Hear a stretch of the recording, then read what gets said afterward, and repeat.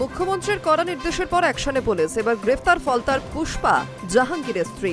তাকে বিষ্ণুপুরের জুলপিয়া থেকে গ্রেফতার করে ডায়মন্ড হারবার পুলিশ।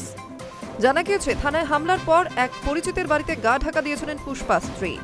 এদিকে থানায় হামলার ঘটনায় এখনো পর্যন্ত ধৃতের সংখ্যা বেড়ে 27 হয়েছে। গত 16 মে ফলতায় পুষ্পাকে ছাড়াতে স্ত্রীর নেতৃত্বে থানায় হামলার পরিকল্পনা করা হয়।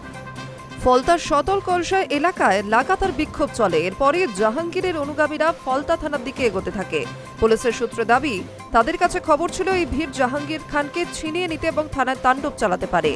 এই প্রেক্ষাপটে পুলিশ ও কেন্দ্রীয় বাহিনী অ্যাকশন শুরু করে। জাহাঙ্গীরের অনুগামীদের লাঠি উঁচিয়ে তাড়া করে বাহিনী। চলে লাঠিচার্জ।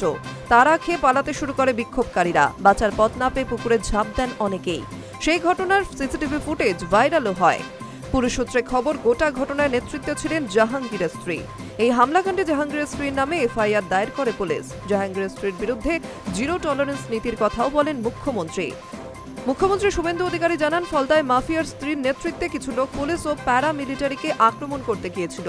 এখানে এসপিকে বলে যাচ্ছি, ভিডিওতে যতগুলোকে দেখা গিয়েছে যেন তারা পার না পায়, তাদের আইনের আওতায় আনতেই হবে। তিনি আরো বলেন, আমি পুলিশ মন্ত্রী হিসেবে নির্দেশ দিচ্ছি, ভারতীয় ন্যায় সংহিতায় অনুযায়ী রাষ্ট্রবিরোধী কার্যকলাপের যে ধারা আছে সেই ধারাতে এমন শিক্ষা দিতে হবে যাতে কোনোদিনও পুলিশ ও কেন্দ্রীয় বাহিনীকে আক্রমণ করার সাহস না পায়।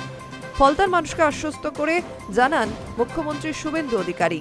পাশাপাশি তিনি আরো বলেন, যারা হামলা করেছে তাদের সম্পত্তি বাজেয়াপ্ত করে নিলামে চড়ানোর কাজও ডাবল ইঞ্জিন সরকার করবে।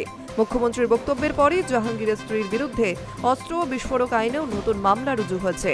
এরপর শুক্রবার জাহাঙ্গীরের স্ত্রীর বিরুদ্ধে কড়া অ্যাকশনের বার্তা দেন মুখ্যমন্ত্রী। প্রয়োজনে তার সম্পত্তি নিলামে তুলে ক্ষতিপূরণ আদায় করা হবে বলেও জানান। আর তারপরই গ্রেফতার পুষ্পা ঘরণী। Hi news network.